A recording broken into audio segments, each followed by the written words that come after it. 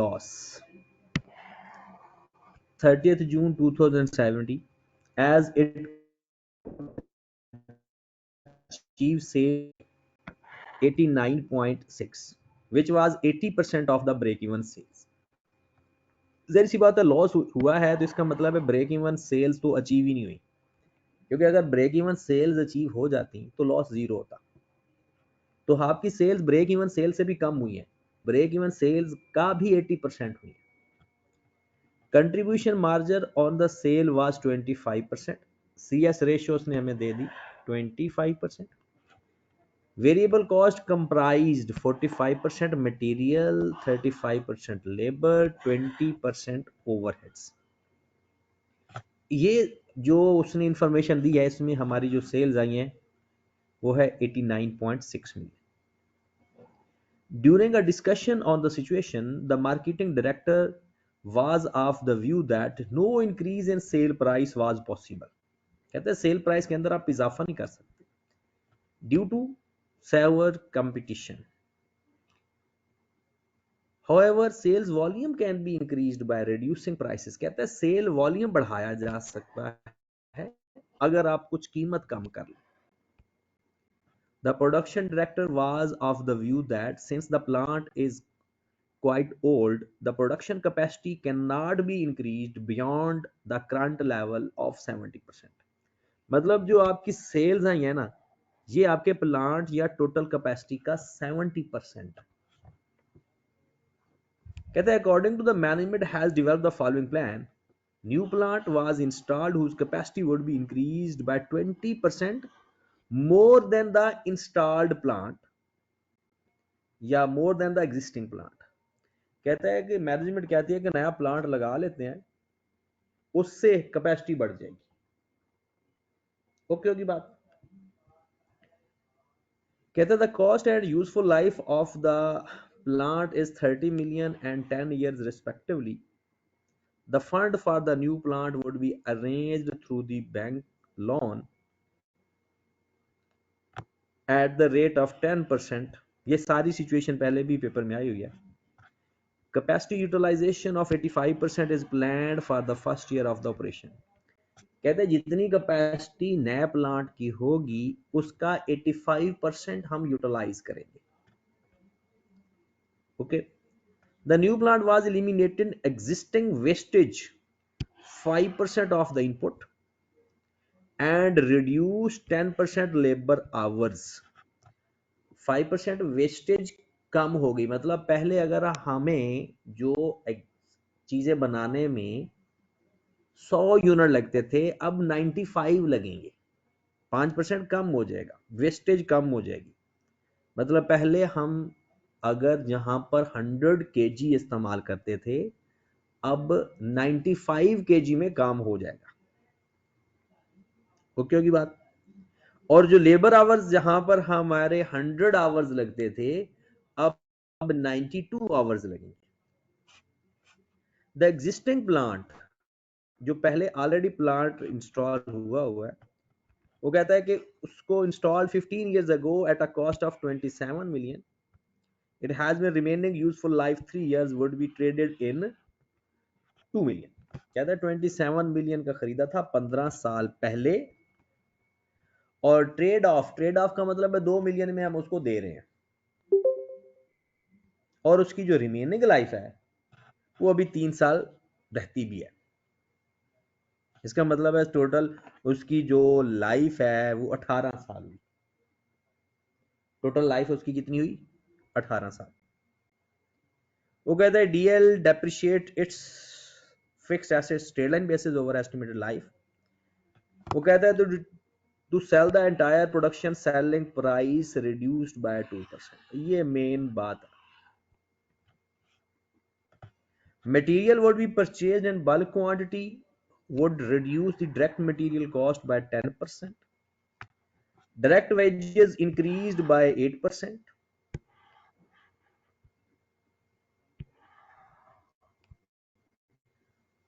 और production efficiency बढ़ने से आपका production 10% Further, direct wages would be increased by 8%, which would increase the production efficiency 10%. Production efficiency का भी वही मतलब है, जो पहले 100 घंटे में काम होता था अब 90 घंटे में काम होगा। एफिशिएंसी बढ़ने का मतलब कि पहले काम जो ज्यादा टाइम लेता था अब कम टाइम लगता है। डन होगी बात। और impact of inflation would be 4%, और वो है सिर्फ ओवरहेड के ऊपर, सिर्फ ओवरहेड के ऊपर। हाँ जी जनाब, वो कहता है जी जनाब ये सारी चीजें हम अप्लाई करते हैं तो बताएं हमारी सेल्स क्या होंगी। तो कहता है compute the projected sales and margin of safety. तो पुरानी सेल्स देखते हैं, दरमियान में एक लाइन बना लेते हैं जिसमें पुराना और नया प्रोजेक्ट साथ लेकर चलते हैं। पुरानी सेल्स हमारी हैं मेरे भाई 89.6 मिलियन। 100% कंसंट्रेशन रिक्वायर्ड है आपकी। उसकी वजह क्योंकि आपने चाहे सवाल कर भी लिया है, पॉसिबल है आप हो जाए, जो आपने किया है उसमें से कुछ नई बातें भी आप, ठीक होगी बात। चैलेंज ये है पुरानी सेल्स। अब नई सेल्स जो जो आपने अप्लाई करनी है वो जरा चेक करें।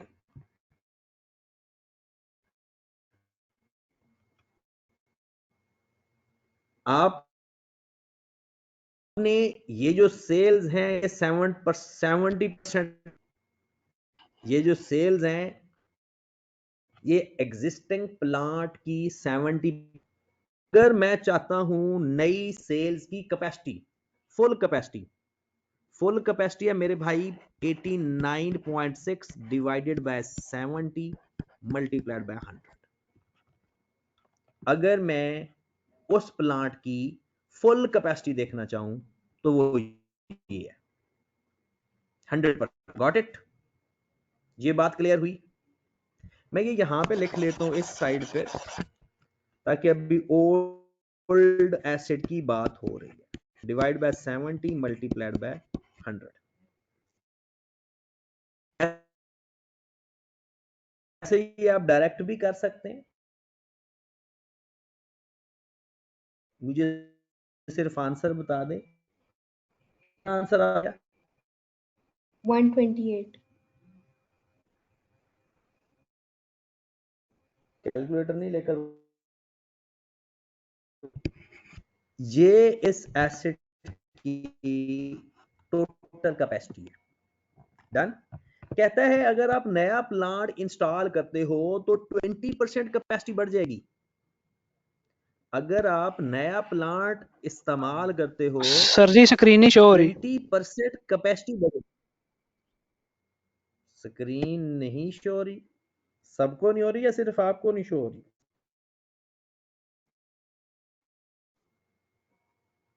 बाकी लोगों को स्क्रीन शो हो रही है? यहां पर 20% आपका 20% कैपेसिटी बढ़ी है और आप सिर्फ 85% कैपेसिटी यूटिलाइज कर रहे हो नए एसिड की। तो इसका मतलब ये हुआ कि इजाफा हुआ 1.20 का और आपने उसमें से इस्तेमाल किया 0.85। मतलब 128 ये एग्जिस्टिंग प्लांट की कैपेसिटी है, उसमें इजाफा हो गया 1.2 और आपने उसकी कैपेसिटी इस्तेमाल करी 0.85। Got it? अब जो भी आंसर आएगा, अब आगे आप चेक करें जरा, ये लाइन जो सेल से रिलेटेड है वो ये है कि आपने सेलिंग प्राइस 2% कम कर दी। सेलिंग प्राइस 2% कम कर दिया। तो हम क्या करेंगे, मल्टीप्लाई कर देंगे 0.98 से, तो हमारे पास नई सेल्स आ जाएंगी। दोबारा एक दफा काइंडली चेक कीजिएगा, 89 मिलियन थी पुराने एसेट की 70% कैपेसिटी। हमने पहले उसकी 100% कैपेसिटी चेक की, वो बनी 128। 128 में इजाफा हुआ, 85% कैपेसिटी इस्तेमाल की और प्राइस भी कम की। आपको पता है वॉल्यूम का चेंज भी लेते हैं और प्राइस का चेंज भी लेते हैं, और प्राइस का चेंज आ गया 0.98 या 98%। तो ये आपके पास आ गई नई सेल्स। जी बताया जरा नई सेल्स क्या आ रही? 127.95। 127.95 ये हमारी नई सेल्स आ गई। Got it. अब आ जाते हैं वेरिएबल कॉस्ट पे। वेरिएबल कॉस्ट पे याद रखो, तमाम वेरिएबल कॉस्ट के ऊपर जो वॉल्यूम का चेंज है वो जरूर अप्लाई होगा। अब वॉल्यूम का चेंज क्या है? ये जो 70% कैपेसिटी वाला, ये जो 1.2 वाला और ये 0.85 वाला, ये वॉल्यूम का वेरिएंस है। और ये जो प्राइस है ये वेरिएबल कॉस्ट पर अप्लाई नहीं होगी, बाकी सारा data as it is apply होगा। जैसे अभी हम चेक कर लेते हैं वेरिएबल कॉस्ट पुरानी कितनी है। पुरानी वेरिएबल कॉस्ट फाइंड कर लेते हैं, क्योंकि CS रेशो है 25%। पुरानी CS रेशो है कंट्रीब्यूशन मार्जिन 25%। इसका मतलब है इसमें कंट्रीब्यूशन 25% है, वेरिएबल कॉस्ट 75%। तो मुझे बताएं 75% ऑफ सेल्स, 75% ऑफ सेल्स, तो ये है पुरानी सेल्स आपकी 89.6। ये पुरानी सेल्स हैं आपकी। अच्छा, ये जो आपका पहला जवाब है ना, ये आ चुका है, जो उसने कहा ना प्रोजेक्टेड सेल फाइंड करें, वो ये है। प्रोजेक्टेड सेल्स आंसर आ गया, ये पहला आंसर आपका कंप्लीट हो गया। उसके बाद उसने मार्जिन ऑफ सेफ्टी कहा है। मार्जिन ऑफ सेफ्टी के लिए हमें ब्रेक इवन सेल्स चाहिए, और ब्रेक इवन सेल्स के लिए हमें बाकी काम करने हैं। ठीक है, पहला उसने मार्जिन प्रोजेक्टेड सेल्स कहा था, वो यही आंसर है आपका। अगला आंसर, आप अगले आंसर की तलाश में चलते हैं। 89.6 आपकी पुरानी सेल्स हैं, इसका 75% आपकी वेरिएबल कॉस्ट है। जी जनाब, मुझे बता दें वेरिएबल कॉस्ट कितनी है, कितनी आ रही है? 67.2। 67.2 ये हमारी वेरिएबल कॉस्ट है। अब इस वेरिएबल कॉस्ट ये 70% के ऊपर है, क्योंकि वेरिएबल कॉस्ट हमेशा सारी की सारी सेल पे डिपेंड करती है। ये जनाब 70 है, अगर 100 होती तो कॉस्ट कितनी आती? फिर आपने 1.2 कैपेसिटी इंक्रीज की, उसका 85% आपने लिया, तो अब वेरिएबल कॉस्ट कितनी आएगी? 97.92। 97.92 ये है हमारी 97.92 वेरिएबल कॉस्ट। ओके होगी बात? अब इस कॉस्ट के अंदर आपका मटेरियल भी है, लेबर भी है, ओवरहेड भी है। उसने खुद बताया हुआ 45% मटेरियल है, 35% लेबर है और 20% ओवरहेड है। इसको अलग अलग कर लेते हैं। इसके अंदर अब हमने वॉल्यूम का इफेक्ट ले लिया है, इसके अंदर हमने वॉल्यूम का इफेक्ट ले लिया है। ओके होगी बात? चलें जी, वैसे इसको वहां से भी CPS से भी लगाकर फाइंड कर सकते थे, लेकिन ये ज्यादा इजी तरीका ये भी था कि वॉल्यूम का इफेक्ट हर वेरिएबल के ऊपर लेते होते हैं। तो जनाब 45% मटेरियल है, लेबर है 35%, और ओवरहेड्स हैं 25%। 25% है, 20%, सॉरी। चलें जनाब, इसका 45% लें तो कितना आता है मिलके? डायरेक्ट ही मैं कर देता हूं, 97.92 multiplied by 0.45, 97.92 multiplied by 0.35, 97.92 multiplied by 0.20। जी जनाब, अब आए जरा वेरिएबल कॉस्ट पे क्या फर्क पड़ा, मटेरियल में क्या चेंज आया, हम वो देखने जा रहे हैं। मटेरियल में 10, यहां पर देखें, material would be purchased bulk quantity and material cost reduced by 10%। इसका मतलब है मटेरियल की कॉस्ट 10% कम होगी। और यहां पर देखें, द प्लांट एलिमिनेट और वेस्टेज 5% कम होगी। मतलब जो चीज पहले 100 यूनिट की बनती थी, 100 केजी की बनती थी, अब 95 केजी की बनेगी। तो इसका मतलब ये हुआ कि ये जो इस मल्टीप्लाइड बाय, एक तो लेंगे 0.90, 10% कीमत कम की, मल्टीप्लाइड बाय 0.95, ये कैसे आया? देखें, पहले जो एक यूनिट 100 रुपए का बनता था, अब वो बनता है 95 का। जो गिवन मटेरियल है वो एग्जिस्टिंग था, मतलब 100 यूनिट, 100 केजी लगते हैं, ये 100 यूनिट लगते हैं, और अब रिक्वायर्ड क्या है, 95 लगेंगे। और इसको अगर हम पूरा हल कर दें तो ये 0.95 बन जाता है। जो given over given multiply by required ही है, कि पहले अगर 100 केजी में बनता था, अब 95 केजी में। Got it?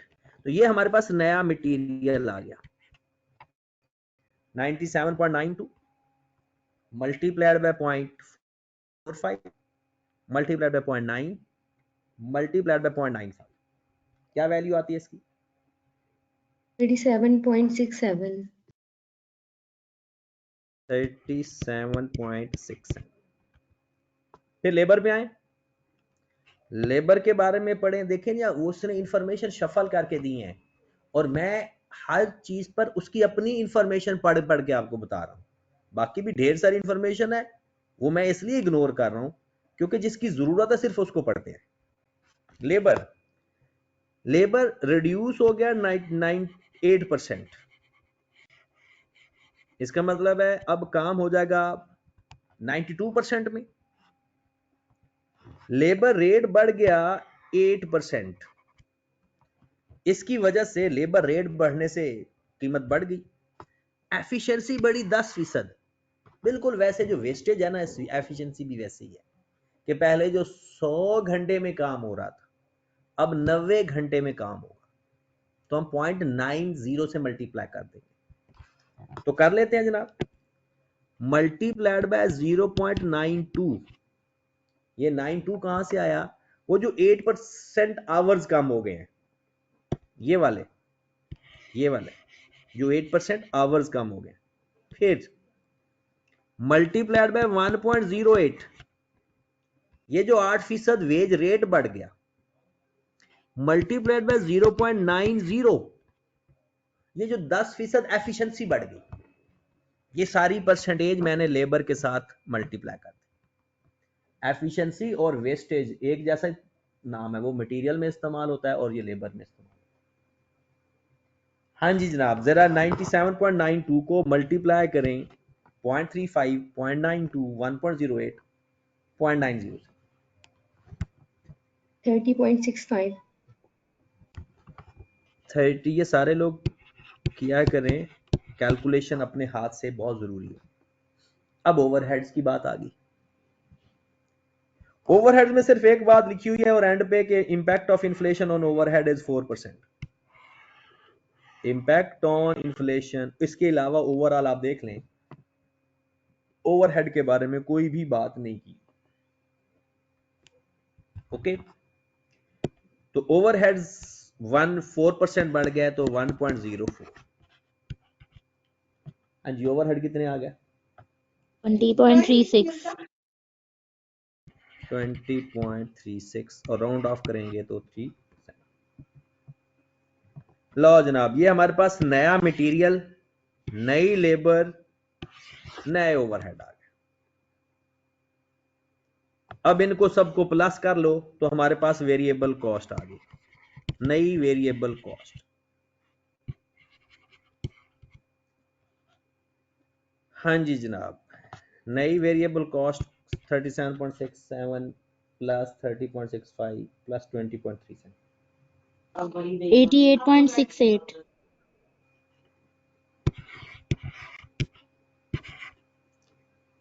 7 5 12 7 19 69। जी जनाब, ये है हमारे पास वेरिएबल कॉस्ट नई। हमें चाहिए होती है CS ratio break even sales के लिए, नई ब्रेक इवन सेल्स के लिए CS रेशो चाहिए। ठीक है, CS रेशो के लिए हमें कंट्रीब्यूशन चाहिए होता है।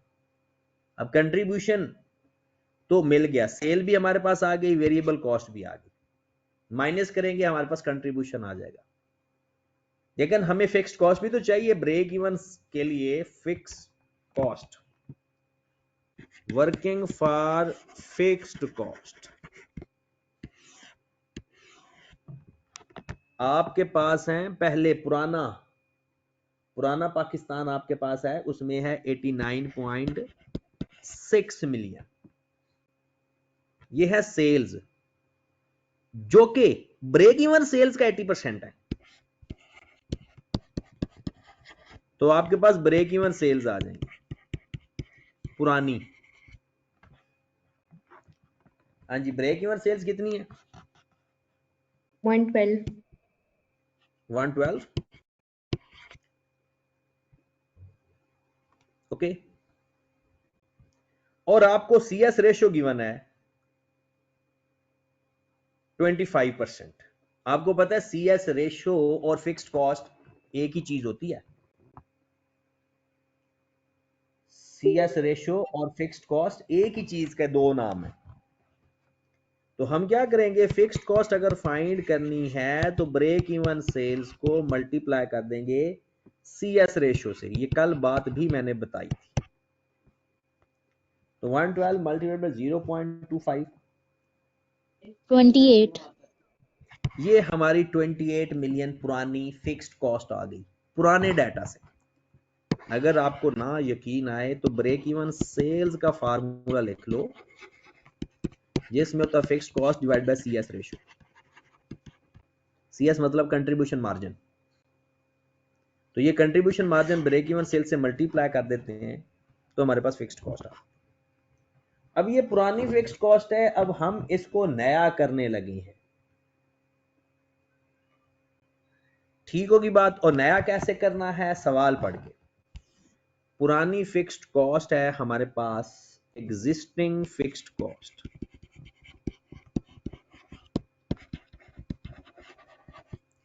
$28 मिलियन। अब आ जाते हैं हम इसके अंदर क्या क्या चीजें फिक्स्ड थी। सबसे पहले इस पुराने एसेट्स की डेप्रिसिएशन इसके अंदर मौजूद है। नए प्रोजेक्ट में पुराना एसेट तो रहना ही नहीं है, पुराने एसेट ने होना ही नहीं है। बात पता चली? तो सबसे पहले हम क्या करें, पुराने एसेट्स की डेप्रिसिएशन निकाल देते हैं। पुराने एसेट की कीमत है 27 million. Depreciation of old plant, और उसकी लाइफ है 18 साल। 15 साल गुजर गए हैं, 3 साल अभी रहते हैं। 15 साल गुजर गए हैं, 3 साल अभी रहते हैं। तो 1.5 डेप्रिसिएशन आ गई। माइनस करने का मकसद, क्योंकि नए साल के अंदर नई फिक्स कॉस्ट के अंदर पुराने एसेट्स की डेप्रिसिएशन नहीं होगी, होनी भी नहीं चाहिए, क्योंकि वो तो हमने निकाल दिया है, नया एसेट लेकर आए। डन होगी बात। डेप्रिसिएशन नए एसेट की ऐड कर देते हैं। डेप्रिसिएशन ऑफ न्यू प्लांट, उसको आपने खरीदा था, उसकी 30 मिलियन उसकी कॉस्ट है और 10 साल उसकी लाइफ। तो 30 डिवाइड बाय 10, 3 मिलियन इसमें ऐड कर देते हैं जी बात। उसके बाद उसने कहा कि क्योंकि ये जो फिक्स्ड कॉस्ट होती है ये भी हमारे ओवरहेड्स होते हैं, कहता जो पिछली कॉस्ट है ना वो 4% वैसे ही बढ़ गई है इन्फ्लेशन की वजह से। तो इन्फ्लेशन की वजह से जो इंपैक्ट आएगा वो कभी देखो इन्फ्लेशन का इंपैक्ट जो होता है ना वो डेप्रिसिएशन पे नहीं आता होता। तो 28 माइनस 1.5 मल्टीप्लाइड बाय 1.04, इन्फ्लेशन का इफेक्ट डेप्रिसिएशन पर नहीं आता होता। 99% तो वो क्वेश्चन के अंदर लिख भी देता होता है कि अदर देन डेप्रिसिएशन, और ना भी लिखे तो क्योंकि डेप्रिसिएशन का ताल्लुक एसेट्स के यूज के साथ होता है। तो 26.15 सॉरी 28 माइनस 1.5 इसका करें 1.04 से मल्टीप्लाई करेंगे वो तो टोटल आ जाएगा। आप सिंपल 0.04 से कर दें क्योंकि टोटल तो हम लिख चुके हैं, टोटल तो हम ऊपर लिख चुके हैं, सिर्फ इन्फ्लेशन का इफेक्ट बता दें।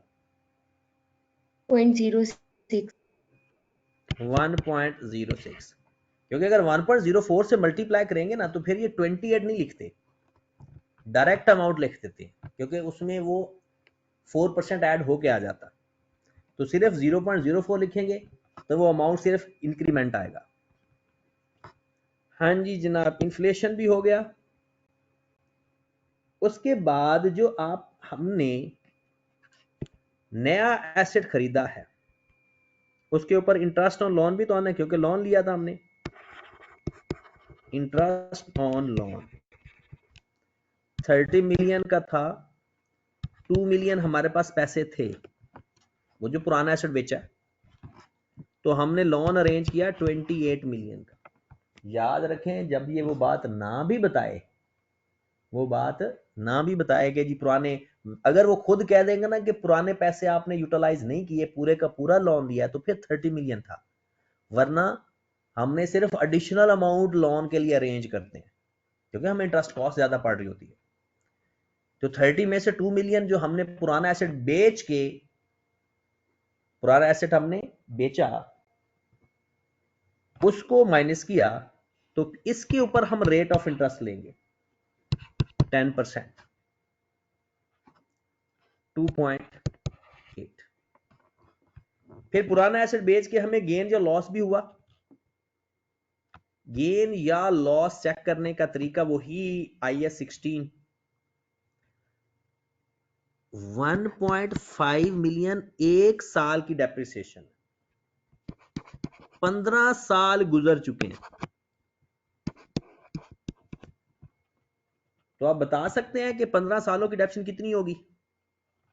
22.5 22.5। बुक वैल्यू कितनी रहेगी हमारे एसेट की? 27 माइनस 22.5, 4.5। ये 4.5 वाला एसेट से 2 मिलियन रियलाइज हो रहा है,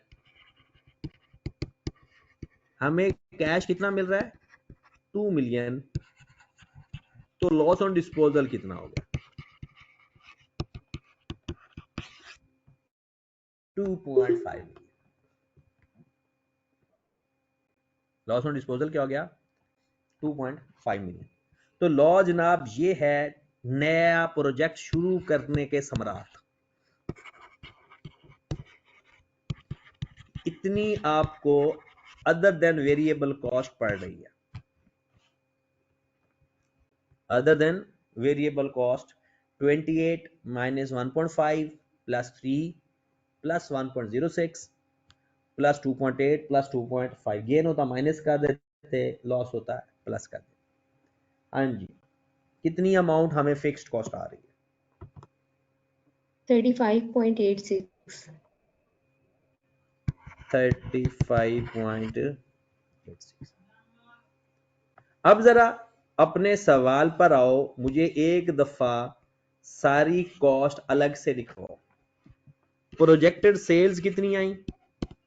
नई सेल्स 127.95 थी। ये तो सवाल भी एक प्रोजेक्टेड सेल फाइंड करने का था, लेकिन हमें चाहिए भी सही वेरिएबल कॉस्ट नई कितनी आई।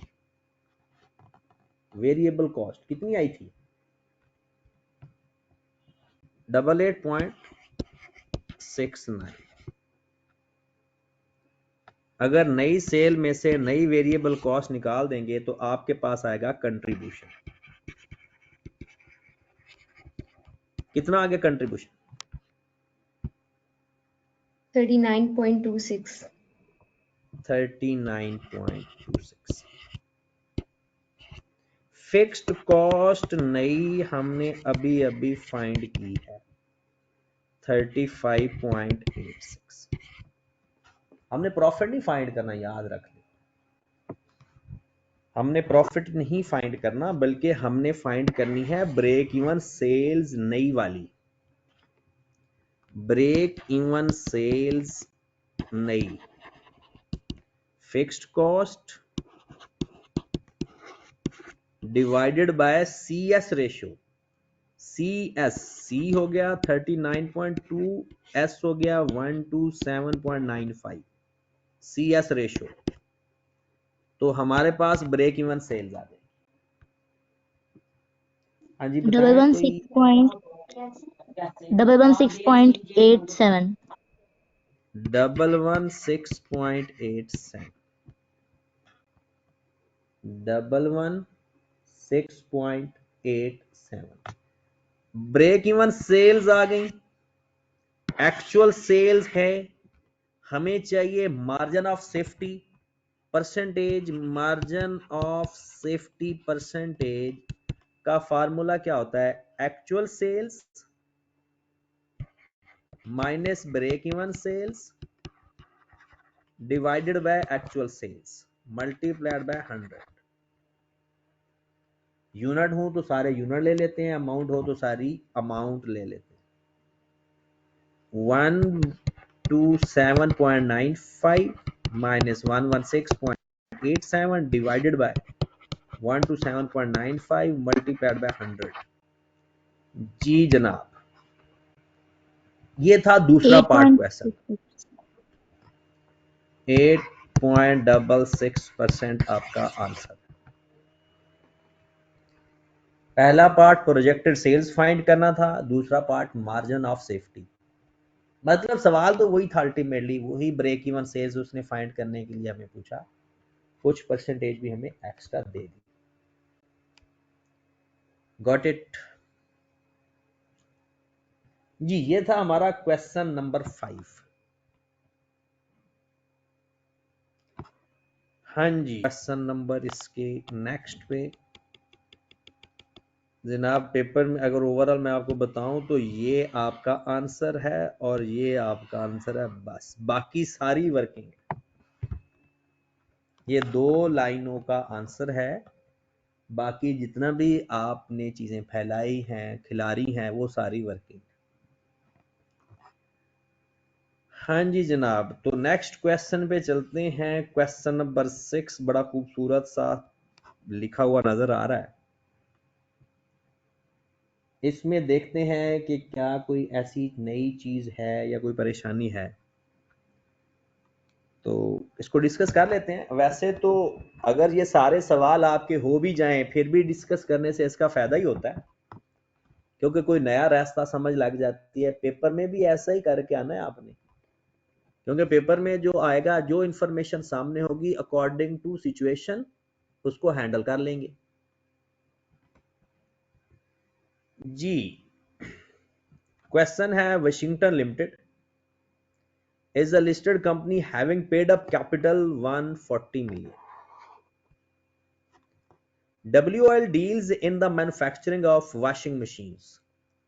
Following are the extract from the budgeted statement of profit and loss. लो जनाब 31 दिसंबर 2018 का उसने आपको बजटेड प्रॉफिट एंड लॉस दे दिया। कहता है जी सेल्स रेवेन्यू 168 मिलियन और 10,000 पर यूनिट उसकी कीमत है। कॉस्ट ऑफ गुड्स सोल्ड जिसमें 221.2 मिलियन फिक्स्ड कॉस्ट है। फिर ग्रॉस प्रॉफिट आ गया, ऑपरेटिंग एक्सपेंस जिसमें फिक्स्ड कॉस्ट इंक्लूड है 4.5 मिलियन, बाकी वेरिएबल।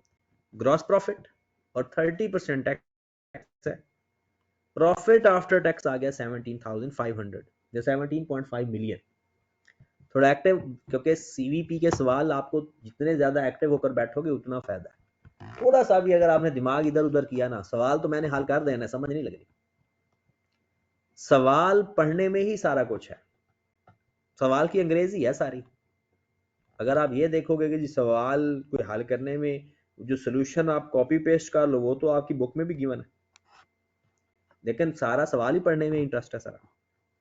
कहता है N analysis of actual results for the first 2 month of the year show that, कहता है पहले 2 महीनों का जो रिजल्ट है ना वो क्या है।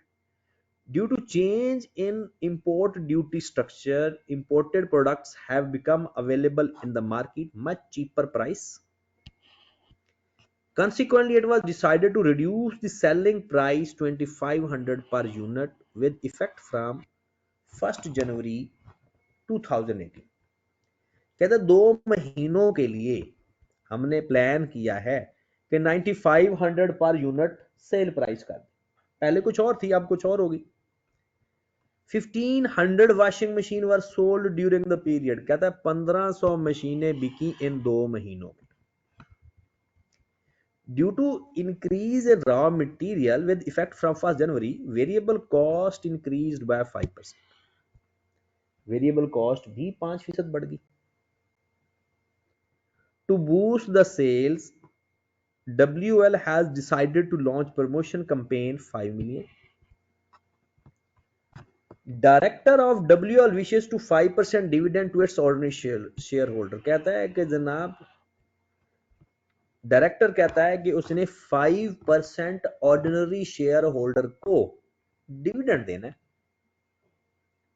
However, according to the agreement with the bank, WL cannot dividend exceeding 80% of its profit after tax। कहता है बैंक ने कहा है, क्योंकि वो बैंक से हमने लोन लिया हुआ है, जैसे आजकल IMF की सूरत हो चुकी है हमारे साथ। बैंक कहता है कि भाई साहब आपने अपने प्रॉफिट का 80% से ज्यादा डिविडेंड नहीं दे सकते। 80% तक दे सकते हैं, 80% तक डिविडेंड दे सकते हैं, 20% हमने अपने आप के पास रिटेन रखनी है। कहता है calculate minimum number of units to be sold in remaining 10 month to enable to pay desired dividend. कहता है अगले 10 महीनों में हम कितनी सेल्स करें कि हम डिजायर्ड डिविडेंड, ये फार्म सवाल हो गया टारगेटेड प्रॉफिट वाला, कि हमने एक मिनिमम उतना डिविडेंड दे सकें। इसका मतलब है हमें एक खास प्रॉफिट हासिल करना है। ठीक होगी बात। तो सबसे पहले तो हम टारगेटेड प्रॉफिट बताते हैं ना, वो कितना होना चाहिए, हमें डिविडेंड कितना पे करना है पहले तो वो देखें। आपका शेयर कैपिटल कितना है सवाल के अंदर बताया हुआ है। अगर आप देखें तो आई कैप किसी जगह से बंदे को नहीं छोड़ता। फेयर 1 का ईपीएस का सवाल उसने दे दिया यहाँ पे, बल्कि ईपीएस भी नहीं बनता, ये बनता है statement of change in equity. 140 million in 1000 में कर लेते हैं। 140,000 का 5% उसने डिविडेंड देना है। 140,000 का 5% उसने डिविडेंड देना है, तो 7,000 बन गया, मतलब 7 मिलियन। अब अगर आप लोग प्रॉफिट 7,000 कमाते हो तो बैंक कहता है कि भाई नहीं, 7,000 तो आप नहीं दे सकते, आपको कम से कम इतना प्रॉफिट कमाए कि उसका 80% डिविडेंड ले सकते हैं। तो टारगेटेड प्रॉफिट जो है आपका वो 7,000 नहीं है, 7,000 तो हमने शेयर होल्डर को देखना है, 20% अपने पास भी रखना है, क्योंकि बैंक की लिमिटेशन है कि आप 80% से ज्यादा डिविडेंड दे ही नहीं सकते। तो अगर हमने सिर्फ 7,000 ही टारगेट रखा वो तो सारा डिविडेंड में चला जाएगा। तो इसका मतलब है जो 7,000 है ये 80% है और हमें प्रॉफिट कमाना है 100%। वो जो ऊपर वाला 10% होगा ना, 20% सॉरी, वो हम अपने पास रिटेन रख लेंगे तो कंडीशन पूरी हो जाएगी। तो 7,000 सर जिस डिवाइड बाय पॉइंट 80। की समझ नहीं आई रिपीट कर दें। देखें, पहली बात, सवाल पढ़ा है आपने मेरे साथ? सवाल पढ़ना जरूरी है मेरे भाई, साथ साथ ये देखें। डायरेक्टर ने कहा है कि 5% डिविडेंड दे दो, बैंक कहता है प्रॉफिट का 80% डिविडेंड दे सकते हो, उससे ज्यादा नहीं दे सकते। रिक्वायरमेंट है कि कितना प्रॉफिट कमाओ कि आप जो डिजायर्ड डिविडेंड है वो दे सको। आप साल अगले 10 महीनों में कितना एडिशनल प्रॉफिट कमाओ कि आप 7,000 डिविडेंड, 7 मिलियन मतलब डिविडेंड दे सको। अब हमने क्या किया, शेयर कैपिटल गिवन था 140 मिलियन, उसका 5% डायरेक्टर ने कहा है कि डिविडेंड देना, तो डिविडेंड बना 7,000 जो हमने देना है। बैंक की कंडीशन है कि आप प्रॉफिट 20% ज्यादा कमाओ, उसका फिर आप डिविडेंड 7,000 ले सकते हो। मतलब मैक्सिमम प्रॉफिट का 80%, मैक्सिमम प्रॉफिट का 80% आप लोग डिविडेंड दे सकते हो। तो इसका मतलब है डिविडेंड है 80% हम दे सकते हैं, तो ये 80% अमाउंट है और हमें प्रॉफिट कितना कमाना पड़ेगा, 100%। तो इसका मतलब है हमारा जो टारगेटेड प्रॉफिट है वो है 8750 साल भर का। 8750 ये है हमारा टारगेटेड प्रॉफिट। ओके की बात। और ये टारगेट प्रॉफिट है हमारा प्रॉफिट आफ्टर टैक्स, क्योंकि डिविडेंड आपको पता है किस पे दिया जाता है, प्रॉफिट आफ्टर टैक्स के ऊपर। प्रॉफिट बिफोर टैक्स के ऊपर डिविडेंड नहीं दिया जाता। अगर हम फिक्स कॉस्ट फाइंड कर लें, उसमें टारगेट प्रॉफिट ऐड कर दें और डिवाइड कर दें CS रेशियो पे, हमारे पास सेल्स आ जाएंगी। और उसने हमसे पूछा क्या है, कहता है नंबर ऑफ यूनिट्स बताएं। और अगर आपको याद होगा हमने ये फार्मूला पढ़ा हुआ है कि टारगेटेड नंबर ऑफ यूनिट्स कैसे फाइंड करते हैं। टारगेटेड नंबर ऑफ यूनिट्स दो तरीके पढ़े हैं हमने, एक fix cost plus targeted profit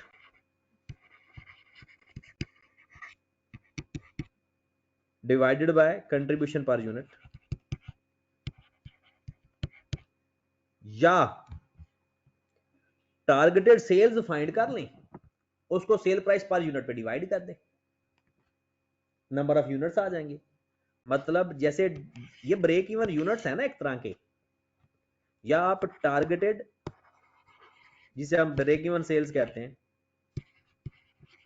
targeted sales divided by sale price per unit,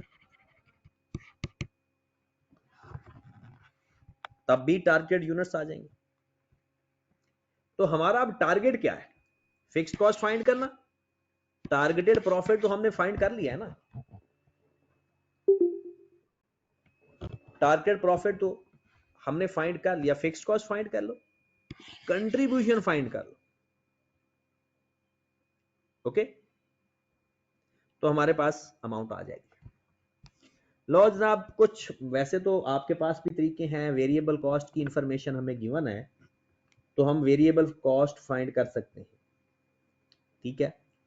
और 2 महीनों के ऊपर इंफॉर्मेशन हमें गिवन है, तो पहले हम 2 महीनों की इंफॉर्मेशन से ये चेक कर लें कि 2 महीनों से हमें प्रॉफिट कितना होता है। कंट्रीब्यूशन का मुझे कोई फार्मूला लिखवा दे,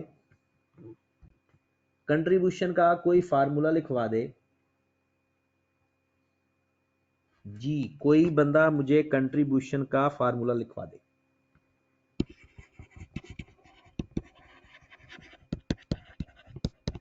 जी, आप कहोगे sir sale minus variable cost. मैंने आपको पहले दिन 2 फार्मूले लिखवाए थे, या सेल माइनस वेरिएबल कॉस्ट कर लो या फिक्स्ड कॉस्ट प्लस प्रॉफिट कर लो, एक ही बात है। शायद कुछ लोगों को याद हो और कुछ लोगों को याद ना हो। और ये वाला जो प्रॉफिट होता है, ये होता है profit before tax, profit before tax. जी, ये बात समझ लगी? ये कितने लोगों को फार्मूला याद है? पहले लेक्चर में ये बताया था कि कंट्रीब्यूशन एक तो होता है सेल माइनस वेरिएबल कॉस्ट और दूसरा होता है fixed cost plus profit. Done होगी बात? चलें जी। और आपको वैसे भी एक बात पता होगी कि एट ब्रेक इवन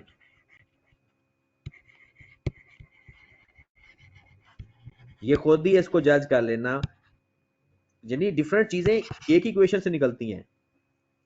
कंट्रीब्यूशन बराबर होता है वेरी फिक्स्ड कॉस्ट के।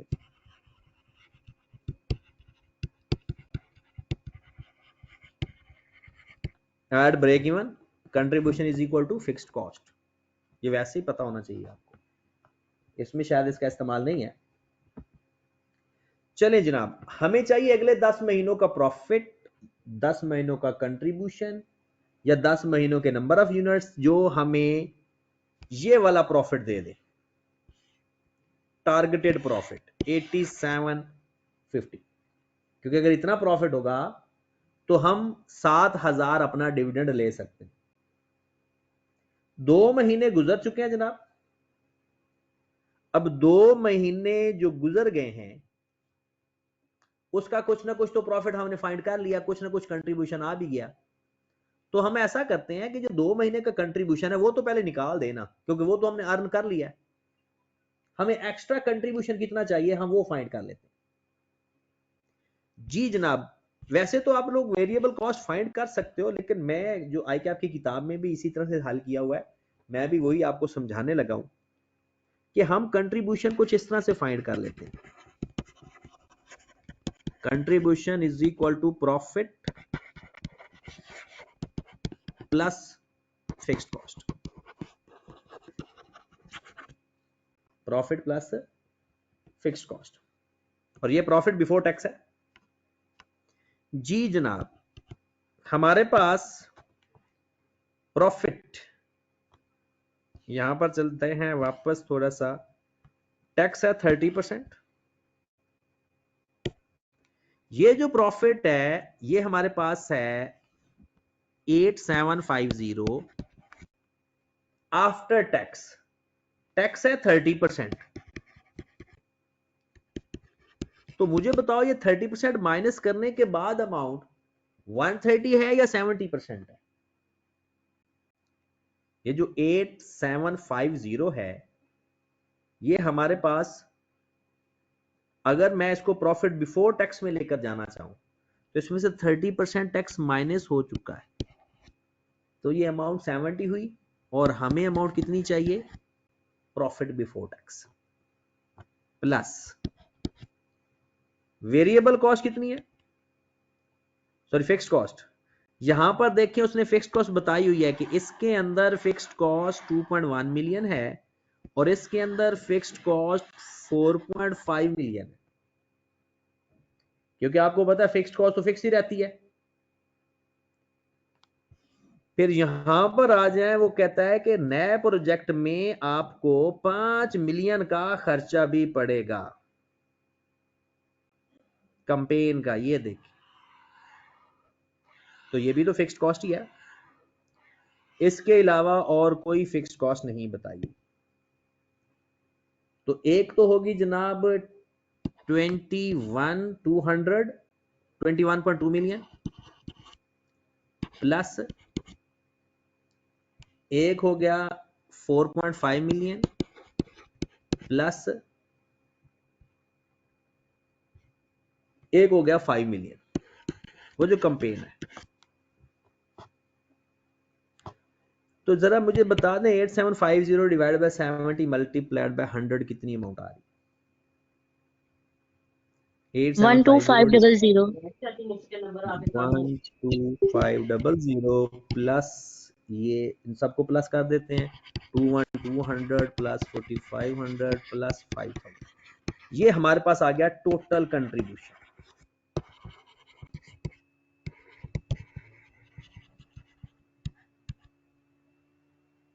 ट्वेल्व पॉइंट फाइव 20.4.5 कितना आ गया टोटल? 43200 432, ये टोटल कंट्रीब्यूशन है। याद रखें 2 महीने गुजर चुके हैं, 2 महीनों का कंट्रीब्यूशन वो हमें दे चुका है, वो इसमें से माइनस कर देंगे तो अगला 10 महीनों का कंट्रीब्यूशन होगा। वो चेक कर ले जरा, ये 2 महीनों का कंट्रीब्यूशन, ये 2 महीनों की इंफॉर्मेशन है, ये वाली सारी, ये आपकी 2 महीनों की इंफॉर्मेशन है। ओके होगी बात? अब इसके अंदर उसने लिखा हुआ है कि 2 महीनों में आपने 1500 यूनिट बेचे 9500 के लिहाज से। तो जनाब ये डाटा आपको ऊपर भी गिवन है, इसकी वेरिएबल कॉस्ट गिवन है, इसकी भी वेरिएबल कॉस्ट 2 जगह गिवन है, ये देखें। तो हम फाइंड कर लेते हैं, ये आप अपने पास संभाल के रखें, इसकी हमें जरूरत पड़नी है टोटल कंट्रीब्यूशन। अब मैं फाइंड करने लगा हूं 2 महीनों का कंट्रीब्यूशन, ये है 12 महीनों का कंट्रीब्यूशन पूरे साल का। 2 मंथ कंट्रीब्यूशन की वर्किंग करने लगा हूं।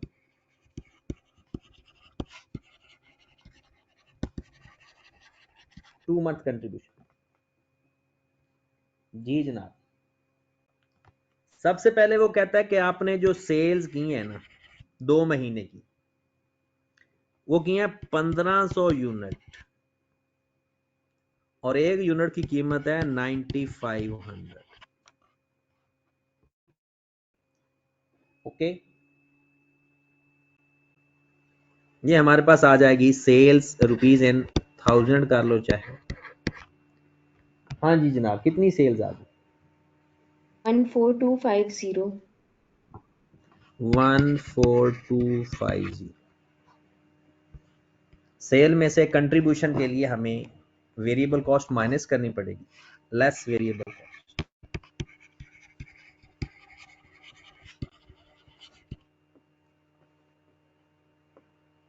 हाँ जी जनाब, वेरिएबल कॉस्ट यहां से ही आइडिया हो जाएगा आपको। ये जो आपके पास वेरिएबल कॉस्ट गिवन है ना 127,000, ये पिछले साल की है और ये 1500 यूनिट की नहीं है। ये वेरिएबल कॉस्ट यहां से देखें ना, कितने यूनिट आपने सेल किए, यहां से मुझे बताएं, क्या बता सकते हो कितने यूनिट हमने सेल किए हैं? 168 मिलियन। 16,008। 168 मिलियन आपने यूनिट सेल हुई है और एक यूनिट की कीमत 10,000 है। तो 168 मिलियन को 10,000 पे डिवाइड कर देते हैं। 168 मिलियन को 10,000 पे डिवाइड करेंगे तो नंबर ऑफ यूनिट्स आ जाएंगे 16,800। ओके होगी बात? इसका मतलब ये हुआ कि ये जो हम डाटा बना रहे हैं, ये बना रहे हैं 1500 यूनिट्स का, और हमें जो वेरिएबल कॉस्ट गिवन है वो है 16,800 यूनिट की। वही simple given over given multiplied by required. तो सबसे पहले कॉस्ट ऑफ सेल की बात करते हैं। कॉस्ट ऑफ सेल है 127,000। कॉस्ट ऑफ सेल 127,000 माइनस इसमें जो फिक्स्ड कॉस्ट है वो माइनस कर दें। 127,000 में जितनी फिक्स्ड कॉस्ट है वो माइनस कर देंगे, आ जाएगी बाकी वेरिएबल कॉस्ट। वेरिएबल कॉस्ट को 16,800 पे डिवाइड कर देंगे तो आ जाएगी पर यूनिट कॉस्ट। मतलब ये आ जाएगी 16,800 की कॉस्ट और हमें चाहिए 1500 यूनिट की कॉस्ट। ओके होगी बात। इसमें हमने ये चीज भी देखनी है कि क्या कोई नई सेल प्राइस में इजाफा या कमी भी हुई है या नहीं। तो अगर आप यहां पर गौर फरमाएं, इस लाइन को देखें, cost of sale has increase by 5%।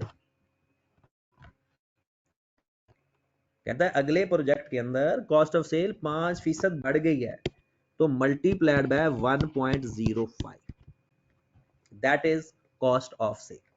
देखिए पुरानी वेरिएबल कॉस्ट को पुराने यूनिट पे डिवाइड करके नए यूनिट से मल्टीप्लाई कर दिया और जितनी प्राइस में चेंज आया वो चेंज ले लिया।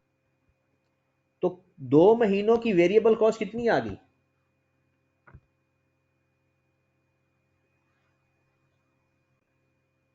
जी जरा कोई कैलकुलेट 9918.75.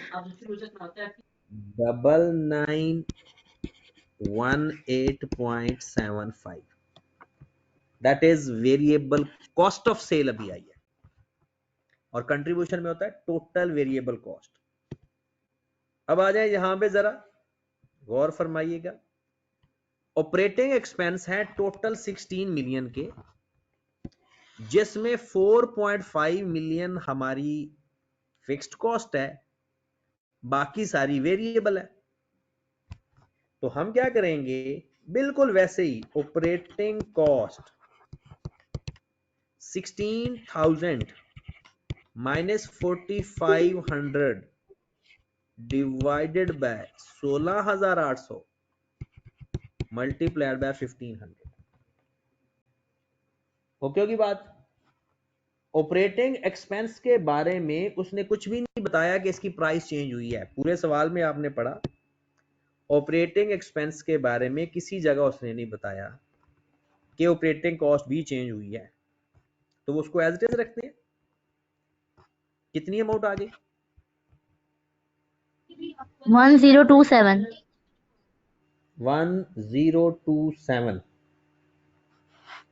1027 इसको भी फिर हम राउंड ऑफ कर लेते हैं, वहां पर 9 कर देते हैं। लो जनाब, ये आपका कंट्रीब्यूशन आ गया 2 महीनों का।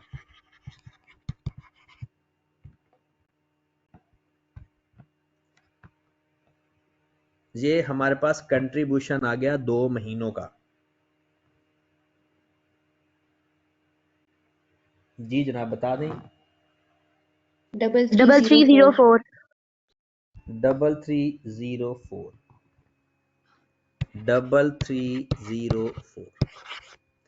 एक बात हमेशा याद रखनी है, कंट्रीब्यूशन की जो रेशो है ना वो हमेशा सेम रहती है, वो कभी चेंज नहीं होती, चाहे 1 महीना हो, चाहे 2 महीने हो, चाहे 4 साल हो। जब तक प्राइस में चेंज ना आ जाए, क्वांटिटी में चेंज ना आ जाए, कंट्रीब्यूशन जो CS रेशियो है ना वो हमेशा सेम रहती है। लो जनाब जरा गौर फरमाइएगा, ये 2 महीनों का कंट्रीब्यूशन आप कमा चुके हो।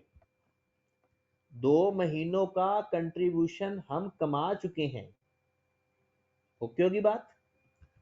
हमें टोटल कंट्रीब्यूशन चाहिए था 43,200, जिसमें से इतना कंट्रीब्यूशन हम कमा चुके हैं।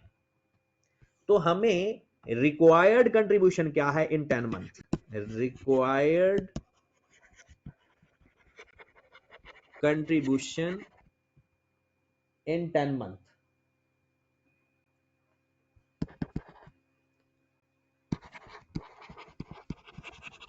जी जनाब कितना एक्स्ट्रा आपको कंट्रीब्यूशन चाहिए? 9896. 98 39896. 39896 43,200 ये 10 टोटल कंट्रीब्यूशन चाहिए था, 3304 2 महीनों में कमा चुके हैं। हमें एक एडिशनल कंट्रीब्यूशन चाहिए 39896। एक बात याद रखें, अभी अभी हम कह के आ रहे हैं कि फिक्स्ड कॉस्ट और कंट्रीब्यूशन एक ही चीज है। ये बात पता है ना, फिक्स्ड कॉस्ट और कंट्रीब्यूशन एक ही चीज है। तो अगर ये डिजायर्ड कंट्रीब्यूशन है, इसका मतलब है ये desired fixed cost plus target profit है, यानी fixed cost plus target profit जो आपने लिखा हुआ है वही हमारा कंट्रीब्यूशन वही होता है। हमें इतना कंट्रीब्यूशन रिक्वायर्ड है इन नेक्स्ट 10 मंथ। अब आप फाइंड कर लो, मैं कहता हूं desired sales, targeted sales, desired sales का फार्मूला बनता है फिक्स्ड कॉस्ट जो कि यहां पर बराबर होगा रिक्वायर्ड कंट्रीब्यूशन के डिवाइडेड बाय CS रेशियो। याद रखें, अभी मैंने आपको पहले भी बताया है कि फिक्स्ड कॉस्ट और कंट्रीब्यूशन एक ही चीज होती है। अगर आप डिजायर्ड फिक्स्ड कॉस्ट की बात कर लें या डिजायर्ड रिक्वायर्ड कंट्रीब्यूशन की बात करें, एक ही बात है, क्योंकि टोटल फिक्स्ड कॉस्ट तो अब हमने कवर नहीं करनी। जिसमें से 2 महीने गुजर गए हैं ना, तो 2 महीनों की कॉस्ट भी खत्म हो चुकी है। तो आपको अगर कभी रिक्वायर्ड कंट्रीब्यूशन आप इस्तेमाल कर लो फिक्स्ड कॉस्ट की जगह, तो ये बहुत अच्छी बात है, आप एडिशनल वर्किंग से बच जाओगे। अब रिक्वायर्ड कंट्रीब्यूशन या फिक्स्ड कॉस्ट है 39896 डिवाइडेड बाय CS रेशो। नए साल का जो CS रेशो बनता है, ये देखें, ये S है, ये C है कंट्रीब्यूशन, और हमने लिखना है CS रेशो। CS रेशो क्या बनेगा 3304 डिवाइडेड बाय S कितना बना है 14250। लो जनाब, इसको डिवाइड कर दें तो हमारे पास डिजायर्ड सेल्स आ जाएंगी।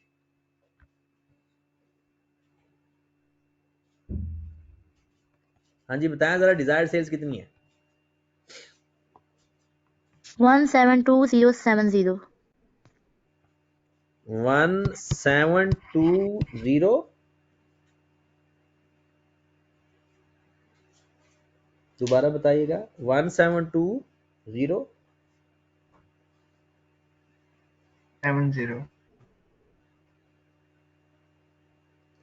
1720 आगे क्या वैल्यू आ रही है? 172070 370।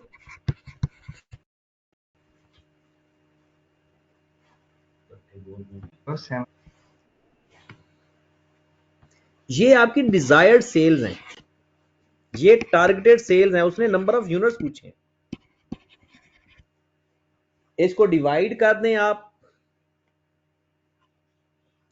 9500 पे, क्योंकि सेल प्राइस पर यूनिट अगले साल की 9500 है, तो आपके पास नंबर ऑफ यूनिट्स आ जाएंगे 1720370 डिवाइडेड बाय 9500। ये हमारे पास आंसर आ जाए। सर ये 172070 है। 17203 नहीं है सर, ऐसे है। अब ठीक है, जी सर, जी सर। चलो इसको 9500 पे डिवाइड कर दें। ये तो टारगेट सेल्स आ गई ना, तो अगले साल की सेल प्राइस पर यूनिट पे डिवाइड कर दें। 18.11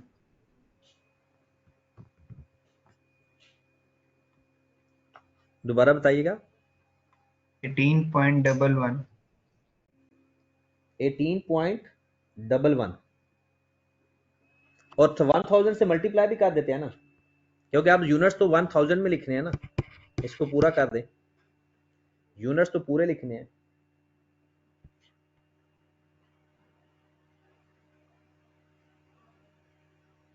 तो 18,110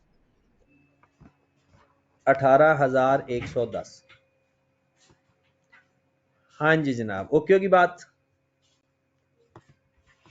सवाल बहुत इंटरेस्टिंग है, परसेंटेज की गेम है, और इन सवालों को आप दोबारा भी सुनेंगे तो आपको अफाका होगा। जी जनाब, हिम्मत है क्वेश्चन नंबर 7 करने की या नहीं?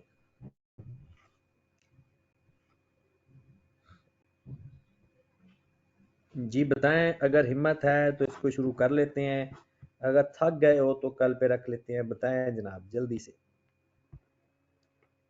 मैसेज मैं नहीं पढ़ रहा आपके, आप लोगों ने माइक ऑन करके ही बताना है। कल कर लेंगे सर। जी कल कर लेंगे, ठीक है।